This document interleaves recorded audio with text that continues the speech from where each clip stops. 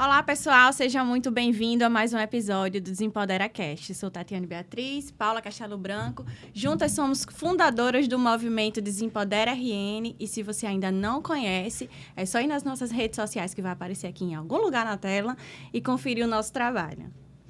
Hoje estamos com um convidado muito querido, uma figura aí da militância universitária na UFRN, jornalista também, nosso amigo Rodrigo Maker. Seja bem-vindo, Maker. Boa tarde, bom dia, boa noite, né? Para quem estiver assistindo no YouTube, a qualquer horário. Para Paulinha, para Tati também. Eu que sou fã de vocês duas, né? Hoje aqui criamos um cenário apocalíptico, né? Com a apocalíptica do IF e o Thanos da UFRN, né? Exatamente. Tudo no mesmo saco aí. Não, hoje eu tô aqui bem pequenininha, porque tem o universitário, tem a do IF, os apocalípticos, e eu tô aqui só para aprender. Você é entre as feministas, né? também entra nesse rolo aí. Mas e aí, Meike? Conta um pouco pra gente. A gente sempre pede pro nosso convidado falar um pouco sobre si, sobre o seu testemunho, como que você é de Pernambuco. É pernambucano. Recife. De Recife. Isso. Mas mora aqui em Natal, no Rio Grande do Norte. Como chegou aqui? Como foi que você chegou na UFRN? Qual é a sua história de vida? Vamos lá. É muita coisa. Não vai caber no podcast não, mas vou dar uma resumida, né? Em 2014, né, eu fiz o concurso para o IFRN daqui, né, onde Paulinha estuda, e eu fui aprovado, e assim, eu peguei a família e disse, vamos para lá, enquanto eu sou chamado, né, e durou 4 anos isso, fui chamado só em 2018, e aí ingressei no serviço público como técnico em audiovisual do IFRN, trabalhei lá por 1 ano, e em 2018, junto com alguns amigos, fizemos campanhas políticas, né, de alguns políticos aqui do Rio Grande do Norte. Um deles se elegeu. E aí, em 2019, eu fiz outro concurso para o UFRN. E daí tivemos o segundo filho. Eu vim com a minha esposa e minha filha. Tivemos o segundo filho aqui em Natal, né? Ele é potiguar. E aí, pelo fato de não termos parentes aqui, era só a nossa família, ficou pesado para ela, porque eu passava o dia no IF trabalhando e à noite estudando na UFRN, no curso de jornalismo. E aí ela queria voltar para Pernambuco para ficar perto da família. Então, esse concurso da UFRN que eu havia passado, eu peguei a vaga, levei para a UFPE, e fui inserido no serviço público mais uma vez na UFPE como editor de imagem, que eu sou editor de carreira. E 2 anos após, em 2020, fui chamado de novo para cá, para Natal, para trabalhar para o parlamentar que a gente tinha feito a campanha em 2018. E aí, diretamente no gabinete, como assessor de comunicação, gerenciador de mídias sociais e produtor de audiovisual. E aí a gente voltou para cá em 2020, estamos aqui até hoje, 2022, né, 2023. Ficamos também participando de outras campanhas políticas, de outros parlamentares. E estamos aqui desde então, a família, eu, esposa e mais 2 filhos. E, enquanto isso, aterrorizando na UFRN, né? Paz. Hoje nós vamos conversar aqui, pessoal, sobre doutrinação ideológica dentro das universidades e das escolas, né? Dos IFs também, né? Uhum. Dentro dos IFs, dentro das universidades federais. E Rodrigo Maker é... Polêmico, apocalíptico. Quase o terror do setor 2 da UFRN. Vixe, logo do setor 2. Setor 2 da UFRN... Conhece Rodrigo Maker. Mas vamos iniciar, então. Eu queria saber de você, Maker. Você já sofreu, com certeza, algum tipo de constrangimento, né? Por parte de professores, de colegas. Conta pra gente aí alguma experiência que mostre pra pessoa que está assistindo, porque tem muita gente que acha que isso é só conversa. Tem muita gente que não acredita. Quando eu entrei na universidade, eu meio que tinha essa coisa assim, também não é para tanto. E quando eu entrei lá, eu disse, é para tanto sim. Né? Então, conta pra gente, começa contando alguma história, alguma experiência que você teve, assim, de constrangimento dentro da sala de aula na universidade. No meu primeiro dia na universidade já foi um constrangimento. E, assim, é interessante porque esse constrangimento foi quem forjou o meu caráter universitário. Foi muito importante. Por quê? Eu vi de uma margem da sociedade assim, muito pobre. Minha família é de origem muito humilde, já passei fome, já tive muitas dificuldades. E, assim, almejar uma graduação, né, acadêmica é algo assim que vislumbra para qualquer família, principalmente para uma família de uma classe pobre. né? A esperança de você formar alguém superior para ter um salário bom, ter um reconhecimento, uma função na sociedade, né? E aí eu trabalhava na televisão, contando a história do SISU assim, eu sempre gostei de comunicação. Por que jornalismo, né? E abre um parênteses aqui, quando alguém perguntar, você estuda jornalismo? Eu dizia, estudo jornalismo. Mas não sou nem maconheiro, nem homossexual. Por que eu tô falando isso? Porque a maioria é. Sendo sincero, a maioria é. A gente diz que jornalismo é um diploma para ser fofoqueiro. Né? Então, maconheiro homossexual gosta de fofoca. Gosta. Mas eu não era, certo? Então, quando eu passei no SISU, as minhas duas opções foram jornalismo. Porque eu sempre gostei de televisão. Pra você ter ideia, quando eu era criança, a minha mãe, para me colocar de castigo, ela dizia, não vai assistir o Jornal Nacional lá hoje, não. Vá para o quarto ficar de castigo. Então, eu aprendi a ler naquelas tirinhas, nos quadrinhos que vinham no jornal impresso. Das tirinhas, eu fui para o jornal e para as notícias. Então, eu gostava de notícia, do formato jornalístico, do telejornalismo também. E aí eu disse, não, vou ser jornalista. É o que eu gosto de fazer. Porque não adianta eu passar 4 anos dentro da universidade para fazer algo que minha mãe gosta, que meu pai gosta. Tem que ser o que eu gosto. Vai ser para a minha vida toda. E aí eu optei pelo SISU nas duas opções. E aí, no primeiro dia, vem o presidente do Centro Acadêmico Berilo Vanderlei. São núcleos que eles criam lá para segmentar, são instrumentos, né? Na verdade, o militante da universidade, ele é um fantoche, ele é um instrumento dos professores. Só isso. Eles estão ali para lutar pela luta dos professores. Não é luta deles, não é nossa luta, é deles, é deles. E aí o cara me abordou assim, disse, vocês são a nova turma de jornalismo, 2016.2. Eu queria convidar vocês para a recepção do que a gente faz, os calouros, né? Aí eu disse, bacana. Vai ter o que lá? Eu disse, não, a gente vai apresentar a universidade a vocês, falar das ações que nós temos aqui e principalmente das nossas lutas. Aí eu, lutas? Eu disse, como assim lutas? Eu disse, não, porque você sabe que a universidade não foi feita pra gente.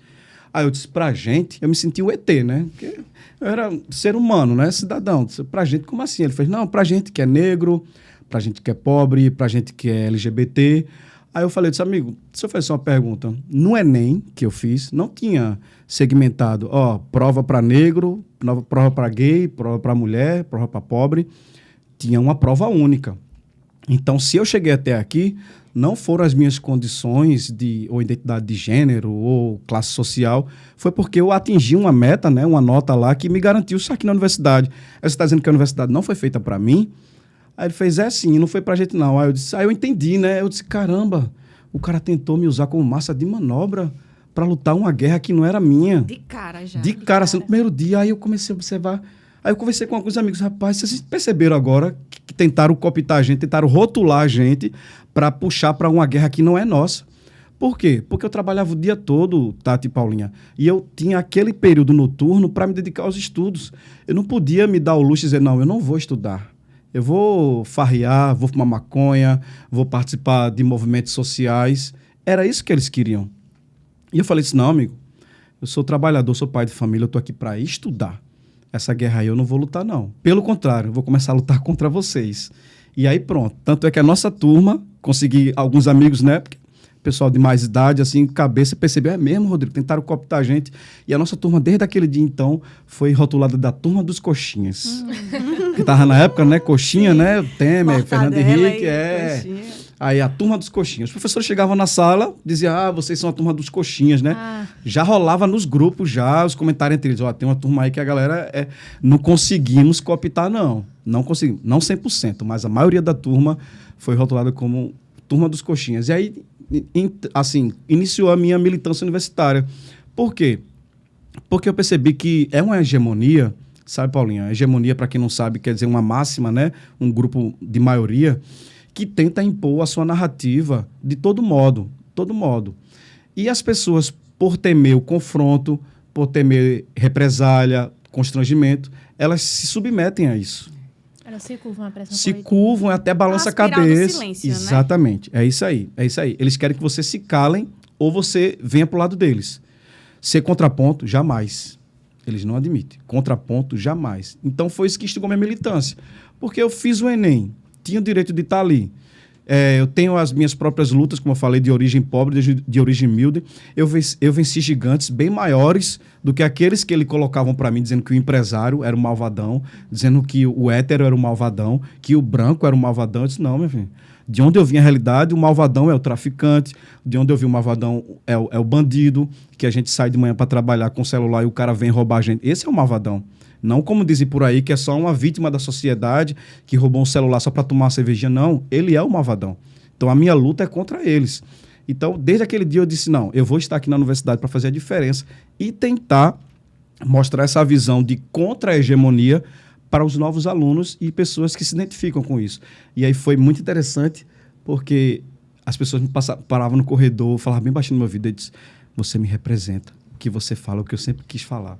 Então, existem pessoas lá que são contraponto, mas têm medo de represália, de constrangimento e não se opõem. Isso é o que acontece na universidade e no IF e nas escolas também, atualmente. Eu lembrei até de um episódio que aconteceu no IF também, né? Em contraponto aí do que você disse do seu episódio, né? Do primeiro dia de aula. Aconteceu ano passado. Estávamos lá assistindo uma aula de matemática normal e era dia do estudante. Todo dia do estudante, a gente sabe, né, que tem uma manifestação simbólica deles e tal. Uma balbúrdia. Uma balbúrdia, essa é a palavra. E aí, então, entrou um grupo, assim, eles literalmente invadiram a sala, não bateram, não pediram para entrar com o professor, só entraram, chegaram com a turma e simplesmente convidaram todos para ir para a manifestação e ainda tiveram a ousadia de pedir a liberação do professor para ir para a manifestação. O professor, ele falou, bem, é o seguinte, aqui no IF assiste aula quem quer. Então, quem quiser assistir aula, fica dentro da sala de aula. Quem não quiser, tá liberado. Eu não me importo. E ninguém quis ir para a manifestação. Todo mundo queria estar ali assistindo a aula de matemática. E esse grupo simplesmente se revoltou contra a sala. Começou a chamar a sala de bolsonarista. A gente ficou conhecido como turma bolsonarista. Rotulando, né? A turma bolsonarista, não, vocês têm que ir para a manifestação porque é uma luta muito importante pela nossa educação. E começaram a criticar a gente, a xingar. Mas ninguém ali se intimidou, todo mundo ficou na aula assistindo, eles chegaram e foram embora.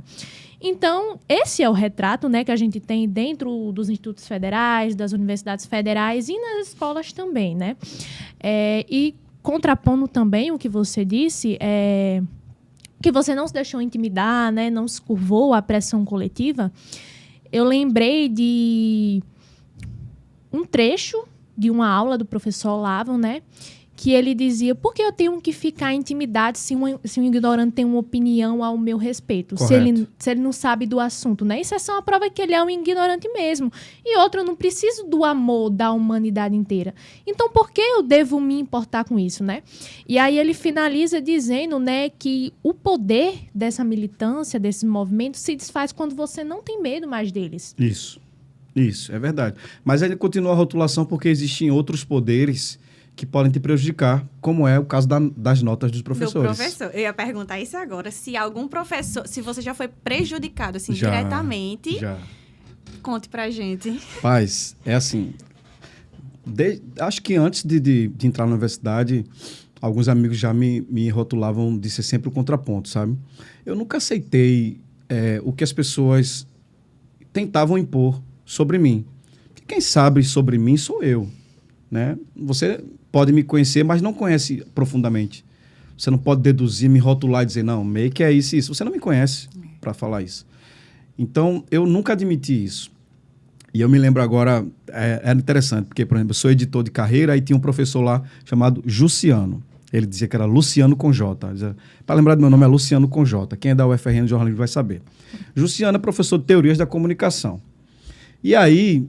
eu disse, professor, eu sou editor. Ele falou, cara, eu tenho um projeto bacana em Mãe Luísa, que eu tento criar um canal de comunicação para a comunidade mais carente, para eles saberem o que é comunicação. Eu disse, poxa, bacana, professor. Eu queria ajudar nisso. Eu sou editor, posso dar aula de edição para eles. Poxa, bacana, vamos conversar. E aí, numa certa aula, com certo teor de lacração, que é comum no curso de Humanas, jornalismo, ele colocou um vídeo de uma propaganda do governo argentino, chamando as pessoas para conhecer Aspen. Não, perdão, conhecer Bariloche. Aspen é na Europa. Conhecer Bariloche. E aí mostrou uma família branca com aparatos de esquis, esquiando, e o governo argentino venha conhecer Bariloche. E aí ele parou, veio e disse, isso aqui é uma demonstração de propaganda sexista, racista, porque você não tem um negro. Por que que não tem um negro nessa propaganda da Argentina, né? Aí a lacração tem que acompanhar. É mesmo, professor? É verdade? Temos que mudar isso? Somos os próximos revolucionários da comunicação. Temos que inserir o negro, o gay. E eu fiquei olhando assim, eu disse, professor, posso falar? Ele disse, pode. Em vez de vocês estar falando da lacração, por que vocês não pensam sobre outra ótica? Por exemplo, a população argentina, a maioria, ela é negra ou branca? É branca. Então, o senhor pode estar rotulando uma família que pode ser pobre, mas juntou o dinheirinho, diz, vamos curtir as férias das crianças em Bariloche? Isso. Então, aí pode ser uma família pobre, só que é uma família argentina, na sua maioria branca. Então, o senhor está criando uma guerra de classe entre preto, branco, pobre e rico, sem saber, sem conhecer as pessoas do comercial. Ele parou assim, olhou. Vamos para outro ponto da aula. Em outro ponto da aula, ele levantou a tese dizendo, a gente estava falando sobre produção cultural e tal, e ele puxou do nada assim um fio e disse, quero fazer uma pergunta para vocês. Na hierarquia da casa, do lar, por que que o pai e a mãe têm que ser acima do filho? Eu disse, meu Deus do céu, não acredito que eu estou ouvindo isso. E na minha sala tinha 2 alunos que eram assim, superdotados, que entraram na universidade com 16 anos, Paulinha. Ou seja, caramba, inteligentes, mas a mente fértil. Não tinha maturidade. Então eu vi aquelas pessoas absorvendo aquilo. Disse, imagina um professor levando o contraponto para você indagar por que que a autoridade do seu pai e da sua mãe é saudável na sua casa. Aí eu levantei o braço. Professor, posso falar mais uma vez? Pode, Rodrigo. Eu falei, professor, eu como pai de família, eu tenho 3 regras na minha casa. Primeiro, eu tenho vivência de vida. Eu sei o que é bom e o que é ruim para os meus filhos. Segundo, sou eu quem pago comida e alimentação, comida e roupa e teto. Então, minha regra, se não gostar, vai para a terceira. Pegue suas malas e vai embora. Se quer viver sobre as suas regras, então você vai ter um emprego, você vai ser sustentável e não vai depender do seu pai e da sua mãe. Mas enquanto estiver sobre a minha casa, serão as minhas regras, a minha autoridade e a minha hierarquia. Ele, mais uma vez, calou-se e disse, vamos para outro ponto da aula. Desde então, toda vez que eu levantava a mão, ele me ignorava. E aí depois eu perguntei, professor, e aquele projeto lá em Mãe Luísa? Ele disse, não preciso mais não. Então daí vocês já notam que o contraponto, ele não é bem digerido pela universidade, né, pelos professores ideológicos. E aqui eu abro um parênteses, não são todos. Mas eu posso contar nos dedos para vocês quantos professores realmente no meu curso foram para a sala de aula e deram aula, literalmente. Eu posso contar nos dedos. É uma grande minoria. Até um contraponto. Grande minoria. Verdade. É poucos. E já chegou assim a prejudicar a questão de nota, de reprovar a disciplina? Sim, já tirei nota baixa. Lembrei do professor... agora eu esqueci o nome dele, mas o nome dele... A gente chamava ele de GG. Professor GG. E aí ele é professor de cultura brasileira. E ele estava dando uma aula bem bacana sobre Darcy Ribeiro, né? Darcy Ribeiro de esquerda, mas Darcy Ribeiro traz um ponto bem legal sobre a miscigenação brasileira. Ele não tem essa visão do negro escravo, do colono. Ele diz que nós somos uma mistura de várias culturas. E realmente, né? O negro veio para cá pegou o branco pegou o índio pegou o negro, e aí depois chegaram os italianos, japoneses, holandeses, né? Principalmente aqui no Nordeste, os israelitas, né? No interior. Então nós temos essa miscigenação. E ele falou, não, o brasileiro, culturalmente, ele não tem uma identidade só. Você não pode dizer que o brasileiro é negro, você não pode dizer que o brasileiro é branco, é pardo. O brasileiro é brasileiro, ele é uma mistura de raças. E aí, falando sobre isso, o professor terminou assim, ele falou, gente, a gente tem que começar a pensar para defender as ideias do negro e dos índios. Ou seja, ele pegou toda a aula, desfez o que Darcy Ribeiro tinha ensinado e reduziu para militância. Aí eu pedi ao professor, mas Darcy Ribeiro acabou de falar que o brasileiro é uma mistura de raças, e o senhor está me dizendo para que a minha militância seja apenas para negros e índios, que para mim negro não é brasileiro, porque o negro foi trazido, então não é brasileiro. Para mim brasileiro é índio, né? A nossa raça originou-se dos índios, e aí veio os portugueses, os negros e vários outros. Mas o que é que eu defendo uma raça que nem é brasileira? Ele já ficou assim... Não, cada um faz o seu trabalho. E aí depois falam sobre os povos indígenas. Aí ele veio falar sobre a questão do português que veio para o Brasil, fez uma festa na nossa casa e nem nos convidou. Aí eu falei, disse, vale para o MST, que é um grupo terrorista, a qual eu trabalho, construo a minha fazenda, tenho a minha terrinha. O MST invade, diz que tem legalidade para invadir a minha terra, faz uma festa, mata meus bois, faz churrasco, planta na minha área. E o MST, então, é igual aos portugueses, quanto aos índios. Se espelharam nos portugueses, Com então. certeza. E, infelizmente, eu tinha feito um trabalho sobre povos indígenas digno de 10, mas ele me deu 5,5. Eita. Então, Engraçado que eles ignoram o confronto dentro de sala de aula, né? Quando o aluno vai lá, confronta. Eu lembrei também já de outro episódio que eu passei para vocês verem como isso é muito recorrente de fato, né? Eu estava em uma aula de geografia, sempre é um professor de geografia. Sempre. a maioria. A maioria sempre é um professor de geografia. E nós estávamos em uma aula que falava sobre geografia natural. Veja só, não era nem geopolítica nem nada. Geografia natural. E ele começou a fazer um discurso contra o capitalismo e contra os empresários, dizendo que os empresários exploravam os trabalhadores enquanto eles viviam uma vida de luxo. Então, veio uns colegas e começaram a confrontar o professor. Então, Jean Rocha é empresário, vive uma vida de luxo. Então. Tá vendo aí, Jean Rocha? Com certeza. E aí, né? Trabalha de dia e de noite, mas vive uma vida Uma vida de luxo. É. E aí veio uns alunos começaram a confrontar. Não, professor, mas o empresário, né, ele tem mérito também. E começaram a contrapor, né? E o professor, rapidamente, ele entrou para uma narrativa totalmente marxista. Começou a jorrar ali discursos marxistas e tudo. E eu lá atrás, caladinha, Paula. Se controlando. Se controlando. Mas chegou uma hora que realmente foi sem cabimento. Ele começou a defender o comunismo explicitamente dentro de sala de aula. Eu sento na última fila, na última cadeira, nessa época. Nesse episódio aconteceu ano passado. Eu levantei da minha cadeira e fui até a mesa dele para conversar com ele, olhando olho a olho. Então, eu cheguei, a primeira pergunta que eu fiz, professor, o senhor já leu O Capital de Karl Marx? Resposta dele? Ignorou. Nada. Ignorou. Professor, o senhor já leu ao menos o Manifesto Comunista? Não. Eu falei, bem, se o senhor não leu, eu te digo, no livro O Capital, de Karl Marx ele faz lá uma crítica a toda e qualquer política pública que vise o alívio da pobreza, porque para ele a questão nunca foi acabar com a pobreza, e sim com as classes sociais, né? Marx, inclusive, nunca pisou numa fábrica, era sustentado... Gigolô. Era sustentado por sua esposa e por Engels, e há relatos, inclusive, de filhos de Karl Marx que morreram de fome E ele porque não tinha ele não nem onde trabalhava. enterrar. Tem relato de filho dele que ele não tinha onde enterrar o filho, de tão miserável que era a vida dele. Ele morreu brigado com os pais, porque os pais não queriam sustentar um vagabundo. Claro. E quando o dinheiro da mulher dele acabou, sobrou para os pais, e quando os pais cortaram, então assim, toda essa história eles escondem, né? Ninguém fala quem realmente foi Karl Marx, mas todo mundo vem para esse lado da igualdade. É uma utopia, né? É. É uma utopia.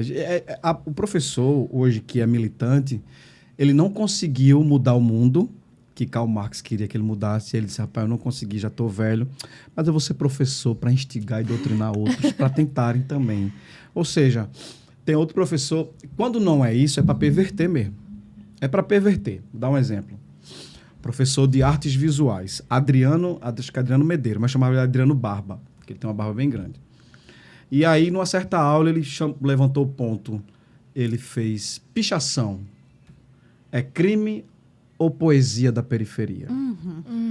Aí eu falei, eu sou bem legalista, sabe? Sou bem legalista. Eu disse, professor, segundo a lei 9.605, em seu artigo 65, diz que pichar ou pôr outro meio, compuscar, ou seja, sujar, né? Edificação ou monumento urbano é sujeito a 3 meses a 1 ano de prisão. Ou seja, é crime. Aí ele fez, não, eu discordo. Pichação é a arte da poesia, porque você não pode ver um negro pobre tendo acesso como é que eu posso dizer? Aos espaços culturais, às exposições. Só os ricos têm acesso a expor a sua arte lá. Então, o negro e pobre, ele não tem espaço, ele vai pichar na parede. Mas não é que seja crime. Aí eu falei, disse, professor, mas a lei não diz que é crime, não sou eu. E aí ele disse, mas a lei não deve ser tomada como via de regra. Um professor universitário. Aí eu falei, então tá bom, professor. A lei não existe mais. Vamos rasgar a Constituição. Não vai ser crime mais matar, bater. Vamos fazer uma orgia aqui na sala, né? Com menores, com maiores. Vamos fazer incesto. Vamos fazer tudo o que a lei diz que é proibido. E aí vão me ver assim, desregrado. Eu posso bater no senhor, posso matar o senhor e não vai ser mais crime. Aí ele olhou para mim assim e fez... Bem, se hipoteticamente, viu, Rodrigo? Rapidamente. Se hipoteticamente eu pichar na parede, Rodrigo Maker é um merda. Isso é crime?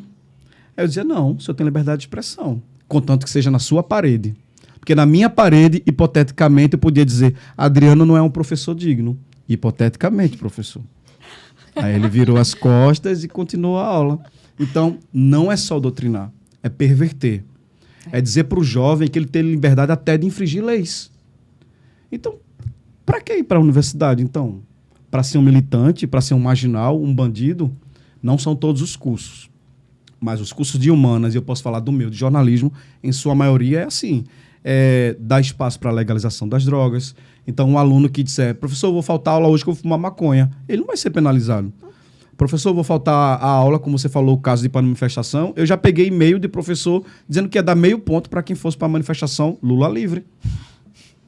Então, para que ir para a universidade estudar? Se eu posso ser um militante, se eu posso ser um maconheiro, e no final eu posso ter uma bolsa, que tem alguns parasitas estatais, que eu chamo assim, que estão ali só por causa da bolsa, e para ganhar a bolsa e permanecer, tem que ser militante. Tem que continuar a luta dos professores. E é por isso que os governos de esquerda também alocaram tanto recurso dentro da universidade, O aparelhamento. Porque eles entenderam que alocar esses recursos dentro da universidade gerava capital político para eles, né? É por isso que a gente até diz que no Brasil não existe educação, né? A gente tem uma escolarização em massa. Por quê? Porque a motivação principal não é a formação integral do indivíduo. Nas universidades, principalmente, o objetivo mesmo é formar militantes. Isso, exatamente. E aí você falou um ponto da educação, e é bom lembrar, né, que o governo, não só o governo Lula, não só o governo Bolsonaro, não só o governo Fernando Henrique, o governo brasileiro, ele nunca foi massivo em investir na educação de base. Então, você vê os números do IDEB, o Rio Grande do Norte, o último colocado no IDEB, porque nós temos alunos que não sabem fazer nem conta de matemática. Verdade. Entendeu? Então, não é vantajoso, politicamente, investir na educação de base. É porque criança não vota. Criança não vota, né? Você está construindo alguém que pense no futuro. Quando for eleitor, ele vai pensar. Peraí, vou votar aqui ou aqui. E aí vem o remédio, que são as cotas. Já que eu não faço a minha parte na educação de base, eu vou fornecer cotas para que você ingresse na universidade e agradeça. Eu me lembro quando eu passei no Enem, uma militante, amiga minha, jornalista, falou assim, agradeça ao Lula que você tem uma universidade que pode acolher um preto e um pobre. Aí eu disse, o Lula fez o Enem no meu lugar? Eu tenho que agradecer a ele. Se ele fez o gabarito no meu lugar, eu tenho que agradecer a ele. Se não, foi esforço próprio meu. Não, mas agora o preto pode entrar porque tem as cotas. Eu não sou a favor de cotas raciais. Sou a favor da cota social. Eu entrei na universidade com cota social porque eu sempre fui aluno de escola pública. E você sabe que o ensino público brasileiro tinha que me virar. Então, minha mãe, quando eu chegava em casa, me cobrava, cadê a tarefa de casa? Estudou o que hoje? E eu faço isso com meus filhos. Porque se você depender só da sala de aula, você não tem alunos que possam competir com o ensino privado no Enem. Não tem como. Não tem como. São raros no ensino público. É verdade. E aí, a cota social é interessante enquanto não se resolve a questão do ensino de base. Não quer dizer que a gente quer viver o tempo todo na cota social. Não, melhor o ensino de base, que assim todo mundo vai competir igualitariamente com o ensino privado. Já a cota racial, eu sou contra. Os 2 concursos públicos que eu passei, né, hoje eu sou servidor público, os 2 concursos que eu passei, eu fugi de cota racial e tinha cota para negros. Inclusive, um amigo meu me indagou. Eu passei em 5º no concurso da UFRN e já tinham chamado o primeiro da cota racial. Aí um amigo meu falou, se tu tivesse feito para negro, tu já tinha sido chamado. Aí eu disse, mas eu não passei do mesmo jeito? Eu não vou ser chamado? E fui chamado. Então eu não precisei identificar, eu sou negro, eu sou um miserávelzinho intelectual, eu sou mais burro Pobre do que um vítima. branco. Eu sou uma vítima. O branco é mais inteligente do que eu. Uma ova. Ninguém é mais inteligente pela cor da pele. Entendeu? É pelo seu esforço próprio, é um mérito. Estudou, fez por onde, passou, tá aí. Isso mesmo. E o problema não está só também na falta de investimento da educação de base, né? Quando a gente vai analisar o sistema educacional como um todo no Brasil, a gente vai ter que a lei das diretrizes básicas, né? Que é a lei que rege a lei, principalmente o MEC, enfim. LDB, né? A LDB, ela foi formulada pelos discípulos de Paulo Freire. E... Ora, quem é Paulo Freire? Né, Rodrigo Maker?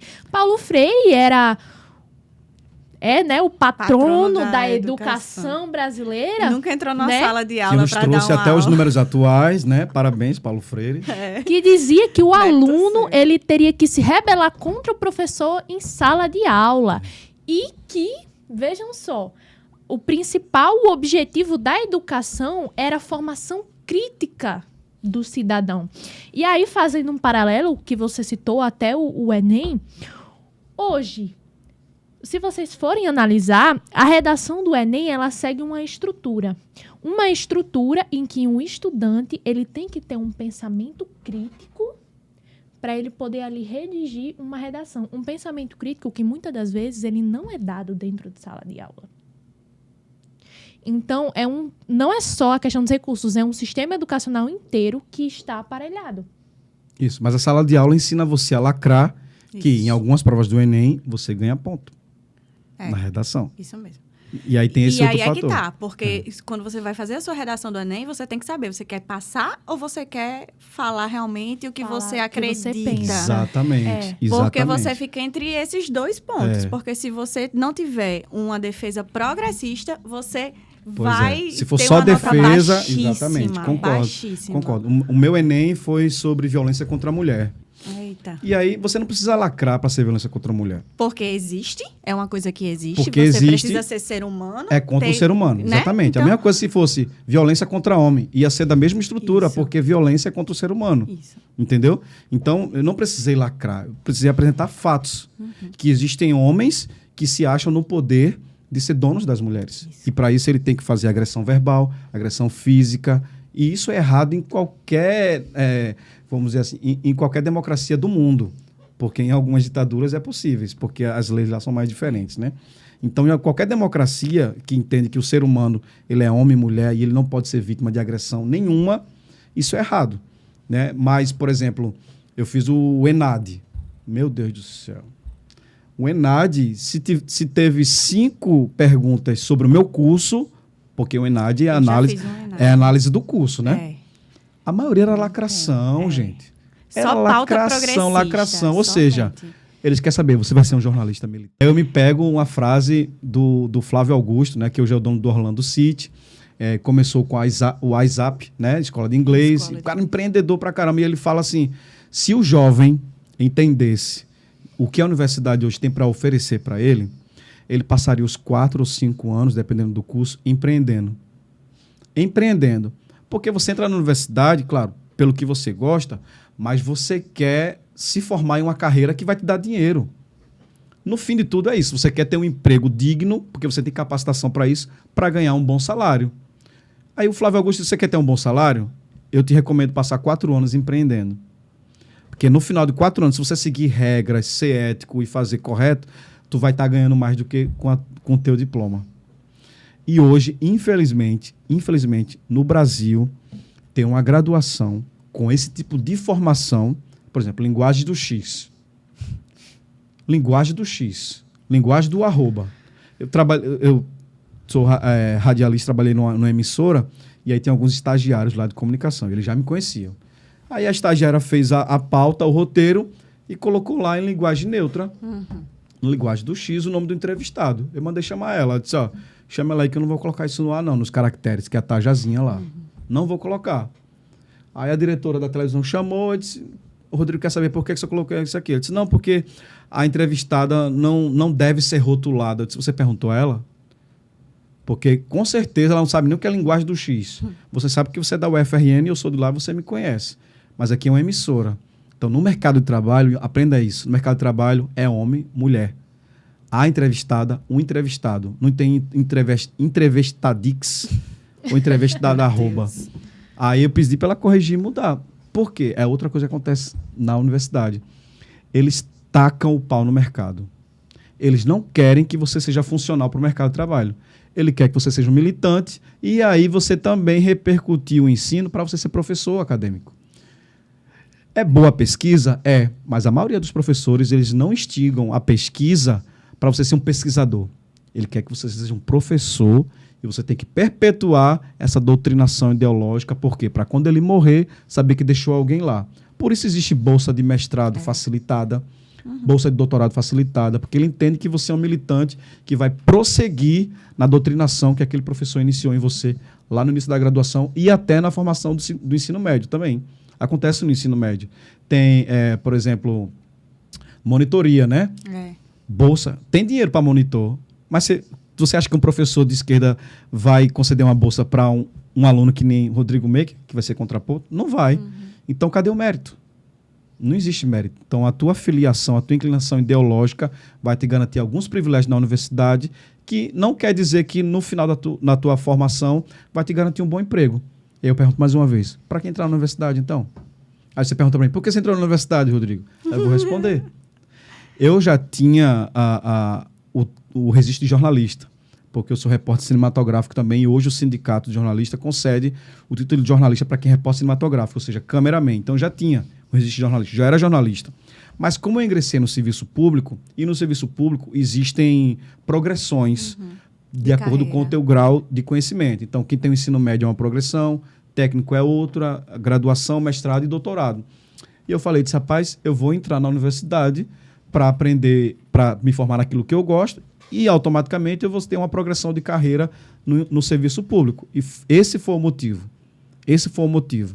Não para atender anseios da sociedade, que precisa de números, de quantos graduados existem, não. Porque hoje eu aprendi mais do jornalismo na prática, nas redações, com bons exemplos, diga-se de passagem, porque existem muitos maus exemplos, mas com bons exemplos de jornalista ético, não militante, jornalista que defende o seu diploma. Não, eu fiz e eu vou atuar eticamente. E não trata de direita ou esquerda. Porque quando você vai para uma matéria, por exemplo, da Folha de São Paulo, em que rotula um político, né, chama de genocida, o jornalista não é para falar isso.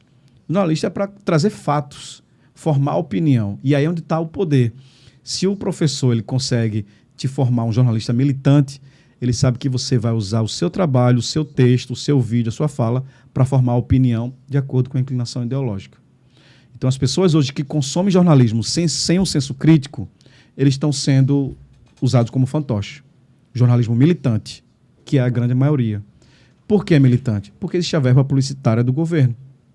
E aí, independente de direita ou esquerda, ele vai aportar no jornal, no segmento jornalístico, em que fale melhor dele e que não fale mal. Você nunca esperaria Bolsonaro aportar verba de recurso na Folha de São Paulo, assim também como você não vai esperar Lula aportar recurso na Revista Oeste, porque são contrapontos. Então, para que entrar na universidade? Hoje em dia, em 2009, o ministro Gilmar Mendes, no STF, decidiu que o diploma de jornalista não é mais obrigatório. Então, as pessoas hoje vão para um blog, criam um site no Wix, começam a postar xingamento, ferem a ética, a cidadania, mas, eu escrevo, sou jornalista, e consegue o registro de jornalista. Então, para que entrar na universidade?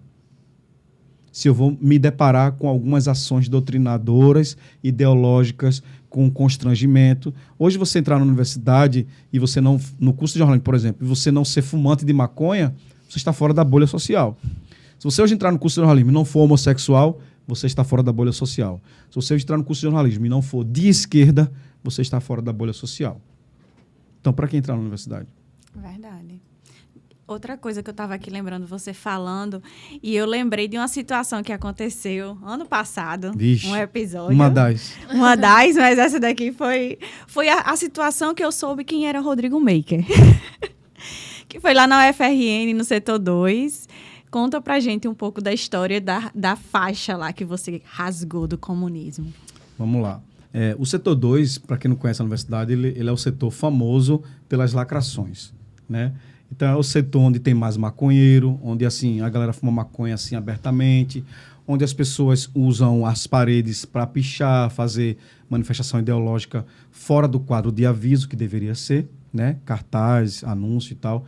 E aí, voltando do semestre, me deparei com uma faixa enorme no corredor do setor 2, exaltando o comunismo, de um movimento chamado Faísca Revolucionária, que o nome já é adepto a eles. São uma faísca, são bem pequenos assim, né? Intelecto, ideologicamente. Então é faísca mesmo, não é incêndio, ele é faísca mesmo. E aí o Faísca Revolucionária colocou a faixa lá, dizendo que era a favor do comunismo e tal. E aí eu fiz um vídeo para registrar, né? Claro, fazer o meu pensamento crítico aqui. E aí eu falei, trouxe dados.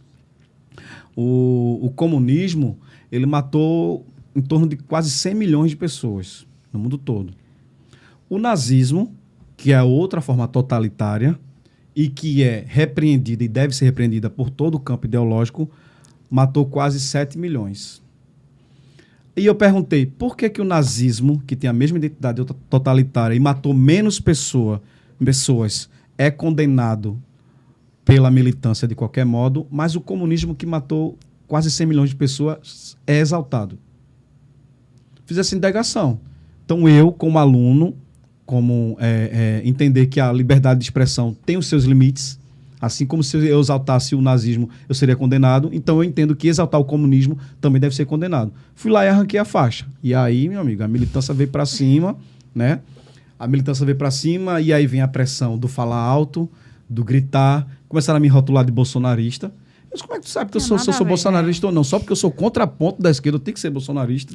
Né? É obrigatório ser bolsonarista para ser o contraponto da esquerda. Eles trabalham muito com rótulos, né? Exatamente. Eles te rotulam porque, como Paulinha falou, não tem um argumento, a base ideológica para até discutir com você. Dizer, não, você está errado, o comunismo não matou tanto assim. Olha aqui os fatos. Eles não têm fatos. Eles são repetidores de falas dos professores. É isso que eles são. São isso. E aí vieram para cima e tal. E eu falei, se bater em mim, eu conheço os meus direitos e eu vou agir na legítima defesa. Se bater em mim, vai apanhar também. Aí ele já, opa. E aí começaram a gritar e eu gritava mais alto ainda. Eu disse, vocês não vão me intimidar. E aí um chegou a me empurrar e eu empurrei de volta. Aí eles sentiram que, aí não dá certo não. E eram mais de 5, né? E aí um amigo meu estava filmando, ele estava saindo da sala, ele estava saindo de uma aula. Começou a filmar. Eu disse, é bom que fique registrado aí a agressão deles contra mim. E aí algumas pessoas me chamaram para entrevista e disseram, mas Rodrigo, você acha certo arrancar uma faixa? Aí eu pergunto, você pode condenar o meu ato, mas se fosse uma faixa a favor do nazismo, o que é que você faria no meu lugar? Você ia querer arrancar, rasgar, queimar, não pode admitir. E por que o comunismo tem que ser tolerado? Porque a universidade tem que proporcionar e fazer vista grossa para a manifestação de exaltação ao comunismo, que é o que acontece. É o que acontece. Então a manifestação é conveniente. E aí, no dia seguinte, os caras pegaram fotos minhas, colocaram uma suástica nazista na testa. Suástica não sabe nem fazer, errado, fizeram ao contrário a suástica. E suástica na testa de um negro. Um negro nazista, meu Deus do céu. Dá para entender que os caras não conhecem a história do nazismo. E a galera do amor, né? Ah, claro, claro. E aí começou o cancelamento, mas não é o cancelamento virtual, é o cancelamento pessoal. Se eu estiver aqui no corredor, eu vou bater em você. Cadê que você aparece hoje? Vamos esperar o nazista negro hoje. Então, mas isso nas paredes da universidade. Que aí eu como servidor público, eu entendo que é ilegal. E aí eu pensei até em processar a universidade. Por quê? Porque era uma estrutura física, pública, acolhendo uma agressão, um crime. Um crime de racismo, que me chamaram de nazista negro. Eles estavam instigando a violência, né? Porque se você rotula alguém como nazista, Paula, automaticamente você está dizendo, sociedade, vamos atrás desse cara, que esse cara é um perigo para a gente. E foi isso que eles fizeram comigo. Disseram que eu era um perigo para a universidade. E aí eu, claro, freiei, né? Sou para violência física, freiei. Alguns amigos meus policiais disseram, mas eu vou contigo. Eu disse, rapaz, eu não quero um tiroteio lá não, mas deixa acalmar. Mas eu fiz a minha manifestação. Eu não poderia passar em branco. E assim, vou contar para vocês, minha filha, ela tinha 9 anos, eu levei ela comigo para a universidade, no setor 2. E eu mostrei para ela, disse, ali onde ficam os maconheiros, ali onde ficam os vagabundos, que não querem estudar. E quando você entrar na universidade, você tem que ir estudar. Tá vendo? Não façam como eles. Não faça como eles. E aí levei ela para a sala de aula, mostrei, por incrível que pareça, atipicamente era uma professora que estava dando aula, ótima professora de língua portuguesa. E eu disse, está vendo como é uma aula correta? E ela aprendeu alguma coisa. E fiz questão de dizer, trouxe minha filha para mostrar os maus exemplos que existem na universidade hoje. Você pode dizer, mas você levar uma criança para a universidade, mas deveria ser um ambiente saudável. Não é verdade? Não deveria ser um ambiente saudável? Ambiente seguro, saudável. Exatamente. Mas não, chega lá no setor 2, vai se deparar com maconheiro, com orgias, entendeu? Livre. E assim, tudo com a conveniência da universidade. Quem é a universidade? São os seguranças, os professores, entendeu? Tudo com a conveniência deles. E a gente reitoria. A reitoria. Gente, a universidade é custeada com o nosso dinheiro público. Exatamente. Meu e seu. Então você está pagando para ser conveniente com pichação, com boca de fumo, porque lei de oferta e demanda. Se tem quem fume, tem quem vende. Tem quem fume, tem quem vende. E tráfico, por enquanto, até o STF mudar o consentimento que na votação que está em curso, tráfico, é crime. Mas na universidade pode. Na universidade eu posso pichar patrimônio público para exaltar o comunismo, porque é a favor do comunismo. Se for a favor da direita e do Olavo de Carvalho, é crime. Vamos atrás do aluno, vamos expulsar ele da universidade. Então, a espiral do silêncio é isso. O seu contraponto quer falar, mas você teme, eu não. Mas a maioria dos alunos temem essas represálias, esses constrangimentos, ser cercado, ser ameaçado de agressão física. Gente, vou contar para vocês, eu com 11 anos de idade na escola, eu fui indiciado, né, fui aliciado para fumar maconha. E aí eu comecei a fumar maconha com 11 anos, com 14 anos de idade eu virei traficante, e com 15 anos de idade eu já praticava assalto à mão armada, porque eu era dependente químico e precisava custear o meu vício, e eu praticava assalto para fazer isso. Mas com 18 anos de idade, graças a Deus e a permissão de Deus, eu consegui me livrar e me tornar um homem. Conheci um sacrifício que foi feito por mim para dizer, ei, eu não morri na cruz para você ser um marginal, para você ser mais uma nas estatísticas de jovens nas drogas e mortos ou presos. Eu morri na cruz para que você seja alguém bom. E aí eu aceitei esse sacrifício e disse, a partir de hoje, o que eu fazia de mal para a sociedade, eu vou fazer de bom. Então, quando eu digo na universidade que eu venci gigantes, eles não conhecem a minha história. Então, eu cheguei ali para não ser doutrinado. Ninguém pode dizer para mim, Tati, que eu tenho que ser uma vítima da sociedade, que eu tenho que ser uma massa de manobra. Eu vou, como cristão, o que a Bíblia diz sobre mim. Ela diz que eu sou sacerdócio real, geração eleita, nação santa, sou herdeiro de Cristo. E na lei dos homens, e aí pergunta assim, você mistura política com cristianismo? Cristo fez isso. Quando os fariseus perguntaram a Cristo, fazendo uma pegadinha para ele, dizendo assim, a moeda aqui de Roma, é justo pagar imposto a Roma? E Jesus falou, dai a César o que é de César, dai a Deus o que é de Deus. Ou seja, você como cristão, entender a ideologia cristã, o ensinamento cristão, você tem uma identidade cristã. Mas se você é cidadão de Roma, o Estado diz que você tem que pagar imposto, então paga o imposto. Não é o Estado que está dizendo? Siga a lei, né? Siga a lei, exatamente, a lei dos homens. Então, se você é cidadão da terra, siga a lei dos homens. Se você é cidadão dos céus ou do ensinamento de Cristo, siga o ensinamento de Cristo. E a Bíblia nos diz o ensinamento de Cristo, e eu tento ser aquilo que ela diz, e a Constituição diz o que eu tenho que ser como cidadão dos homens. E aí eu tenho uma frase que eu falo que é bastante interessante. Hoje em dia, as pessoas estão mais infladas e cheias dos direitos e esvaziadas dos seus deveres. E a Constituição é clara, ela tem direitos e deveres. Mas as pessoas hoje só querem direitos. Eu tenho direito a isso, eu sou pobre, eu tenho direito a isso, eu sou negro, eu tenho direito a isso. E cadê os seus deveres? Vai estudar, cara, vai produzir. Estamos custeando a universidade para que você produza algo, e você vai para a universidade para fumar maconha, para ser militante. Produz algo aí, cara, faz alguma coisa. Então, quando eu conto a minha trajetória de vida, eu falo para essas pessoas. E aí é um filme que eu gosto bastante, que é Em Busca da Felicidade, do Will Smith com o filho dele, né? Tem aquela cena que ele leva o filho dele para a quadra de basquete, e o filho erra, e ele diz, por que você parou? Diz, não, porque eu não vou ser um bom jogador de basquete. E o pai diz, não permitam que as pessoas digam que você não vai ser. Não permita. Você não vai ser um bom jogador, você não vai ser uma boa aluna, você não vai ser uma boa enfermeira, você não vai ser um bom empresário. Quem são as pessoas para dizer o que eu tenho que ser? Não permita. Se você quer algo, conquiste, vá atrás, busque. E hoje eu posso agradecer a Deus e graças também à minha busca do conhecimento. Foi o conhecimento que me trouxe até aqui. Eu acabei de ser aprovado no mestrado em Portugal de jornalismo. Vou para lá para fazer o mestrado e me qualificar melhor ainda. Mas por quê? Porque o conhecimento me levou até lá. Não foi a militância. Até porque lá em Portugal não tem cota racial. Estão pouco se lixando por a linguagem do X, linguagem neutra. Eles querem um currículo acadêmico e um currículo profissional. Você produz? Então você é apto a estar aqui. Então, as pessoas que estão hoje na universidade e acham que balançar a cabeça e ser subversivos a essa doutrina vai levar a algum lugar, vamos dizer assim, financeiramente, ou até como exemplo de cidadão ou de cidadã, estão enganados. Eles vão ter que repercutir, perpetuar a linguagem doutrinária dos professores. Senão, eles vão ser um zero à esquerda na sociedade, como a maioria que segue isso é. Verdade. Não produz. Verdade, Meike. E me fala uma coisa, você acha que tem jeito para essa geração de agora?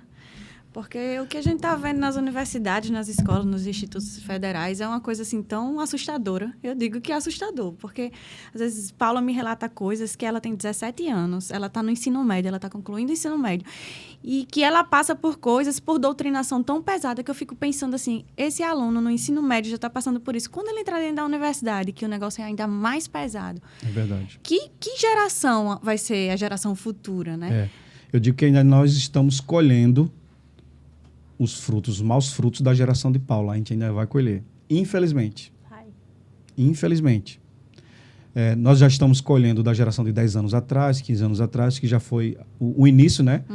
Justamente da inserção do método freiriano, né? Do Paulo Freire. Isso. E tal. Estamos colhendo, mas vai vir uma geração pior, que é a geração de Paula. Pior. Inúteis, sem serventia alguma, funcional. Fraco. Zero. Conhecimento, base filosófica, de matemática, zero. Mas as próximas gerações, após a de Paula, cabe a nós. E é importante não ceder, não se curvar, porque nós somos responsáveis também por esse contraponto. Quando as pessoas dizem que a direita, por exemplo, eles me chamavam na universidade de massa de manobra, me chamavam de capitão do mato. Para quem não sabe, capitão do mato era um negro cooptado pelo senhorio para caçar outros negros, né? Então, eles diziam que eu tinha sido cooptado. Mas eles não esquecem que eles também são massa de manobra do Jorge Soros, são massa de manobra de outros caras aí.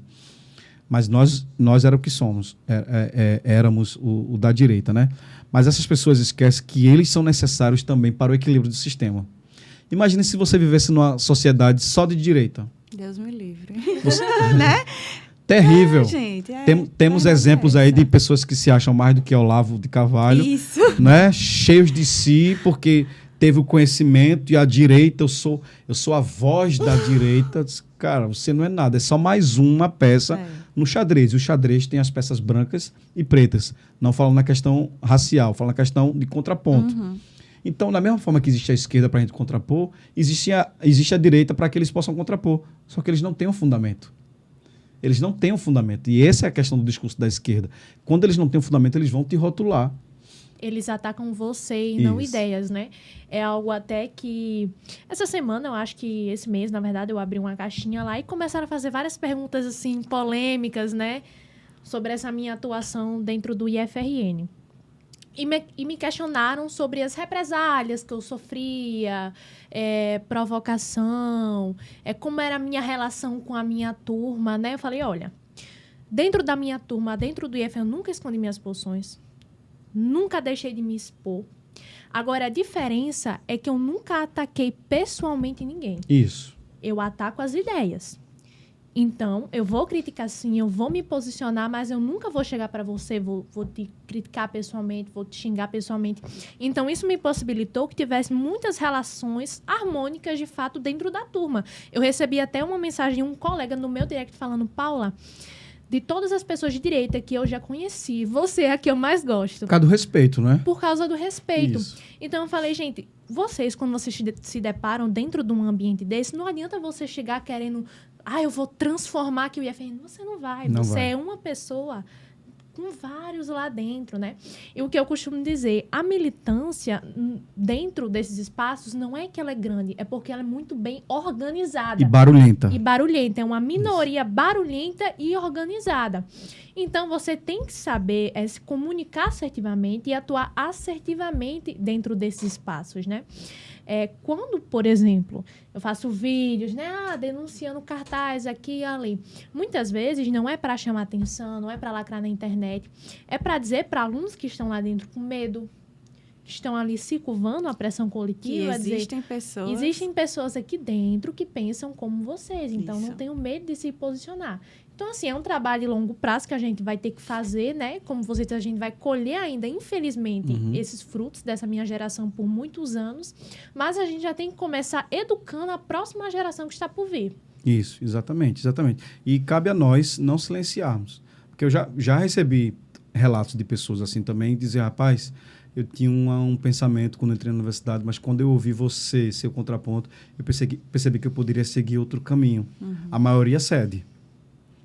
Eu vejo cristãos se abster da fé, Sim. da crença dentro da universidade, Sim. porque eles criam uma bolha social e dizem, para andar com a gente, para ser do nosso grupo, tem que fumar maconha, tem que ser homossexual e tem que tentar perverter as leis, os costumes, entendeu? A ética é isso. E algumas pessoas cedem a essa pressão. E aí vocês, se Deus assim permitir, vocês serão mães, cabe fazer esse trabalho também com os vossos filhos. Porque quando eles não encontrarem essa base, não puderem ser inseridos nessas bolhas lá, eles têm a principal bolha, que é a família. O acolhimento em casa. O acolhimento em casa. Filho, falaram que você é rejeitado lá. Não importa, nós te aceitamos. Vá lá e estude. Nos dê orgulho, faça a sua parte. Entendeu? Não importa o que a bolha social diz de você. Eu devo ter 1000 rótulos, mas o interessante sobre isso, dos rótulos, é o seguinte, por exemplo, você é mulher.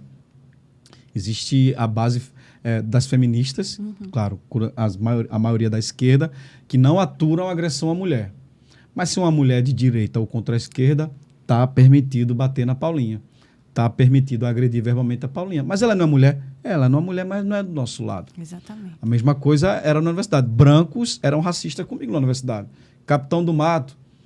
Mas isso não é racismo? Não, mas o Rodrigo não é de esquerda. Está permitido ser racista com o Rodrigo. Então, não se trata do que se fala, é de quem se fala. Então, aí não adianta você também, como o Paulo falou, querer mudar o mundo, o IF a UF. Mas cabe a nós mantermos que uma minoria, ou quem sabe um dia seja a maioria, seja a voz lá dentro. O que não pode é ser a hegemonia, literalmente. E aí vai para os dois lados. Porque quando há totalitarismo, encerra o debate. É verdade. Não tem mais debate. E o debate ajuda a gente.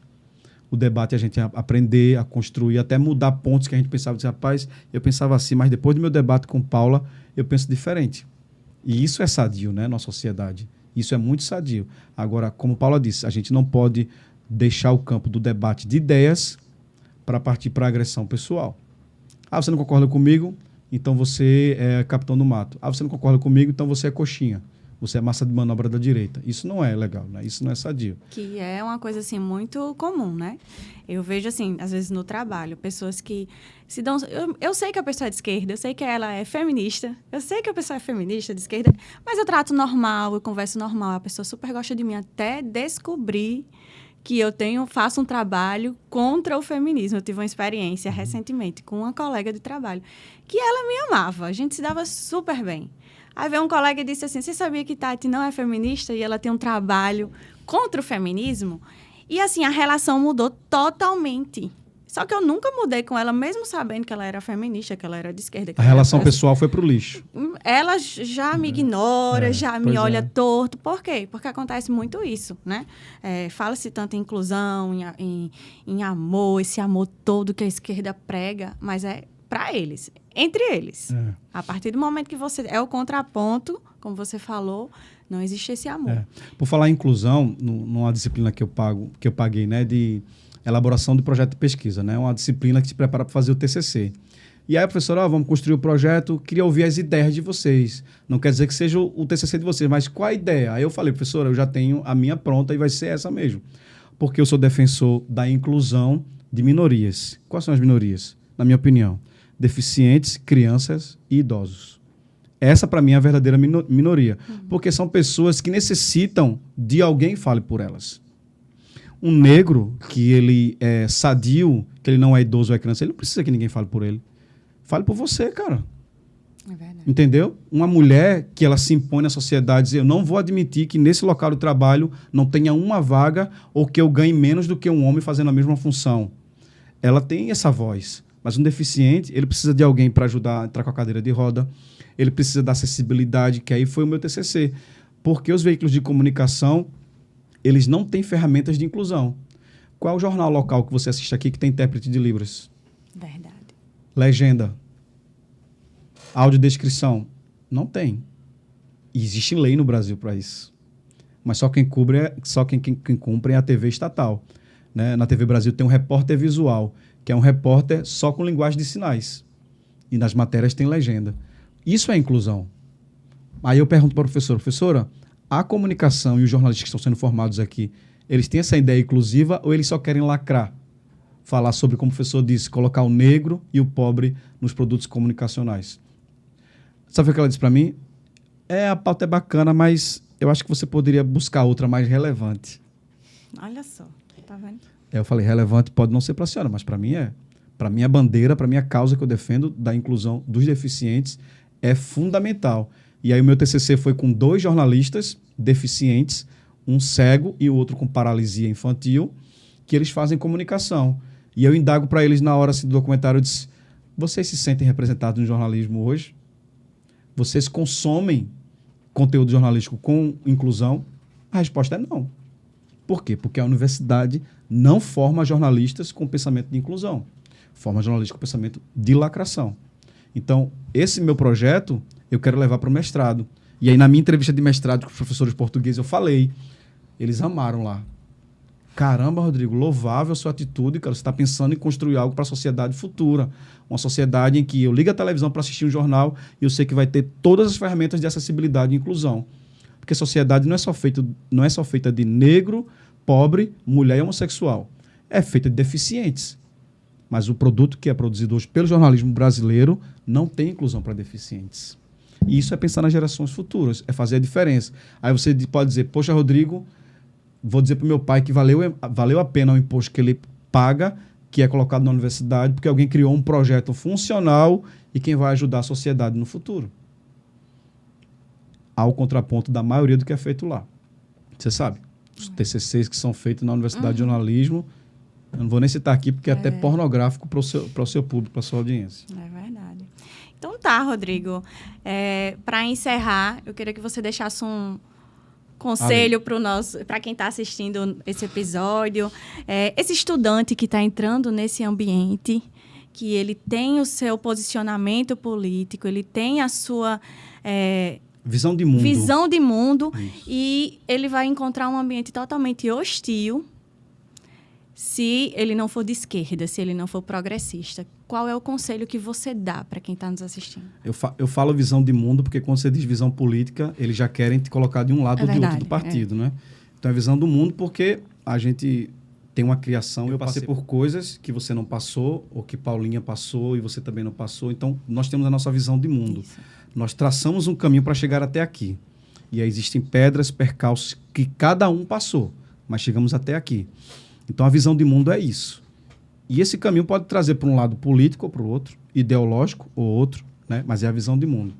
E aí eu gosto de filosofar, tá? Eu gosto de criar frases. E aí eu criei uma frase que foi bem assim no momento em que eu era mais perseguido na universidade. Eu falei que eu posso ser condenado à morte pelo peso das minhas palavras. Eu prefiro ser condenado à morte pelo peso das minhas palavras do que ser sufocado por não proferi-las. Ou seja, eu vou morrer da mesma forma, mas eu prefiro morrer falando. Eu prefiro morrer falando das minhas ideias. Vou ser condenado à morte por isso? Posso ser. Posso ser condenado à prisão pelo STF? Posso ser. Posso ser cancelado pela internet? Posso ser.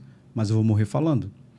Então, não se submetam à falsa hegemonia. Como Paula falou, eles gritam, eles se organizam para demonstrar que são maioria, mas não são. A minoria e que é a maioria silenciosa tem que falar. Ainda que seja a Paula, ainda que seja Rodrigo, ainda que seja a Tati, mas alguém tem que falar. Eles não podem encontrar um campo limpo e farto para proferir ideias de perversão dos valores, da hierarquia familiar, de drogas, de sexo desenfreado. Eles não podem ter essa liberdade. Eles não podem ter. Tem que ter alguém para contrapor, para dizer, você pode falar, eu respeito, mas eu acho errado. Eu acho errado. E isso, com certeza, posso te afirmar com toda certeza, vai te levar à conclusão ou do teu ensino médio, ou do teu ensino técnico, ou do ensino superior, com a visão de mundo mais apurada. Você não foi um Zé Ninguém durante o seu curso. Estou dizendo que você foi, mas eu estou dizendo que você produziu algo, ou seja, no conhecimento, ou no campo do debate, ou até materialmente, uma pesquisa relevante para a sociedade. Faça algo. E se ainda assim, o meu conselho, viu? Não quiser para a universidade, vai empreender. Como dizia Olavo, né? Não prostitua a sua personalidade para se sentir aceito por um grupo, né? Exato. É um preço muito alto a ser pago. E é muito alto. Concordo com você, Paula. É muito alto mesmo. Muito obrigada, Rodrigo, pela sua participação com a gente. Olha, esse papo aqui foi. Rendeu, viu? Rendeu, e a gente estava aqui passando e ainda tinha coisa para conversar.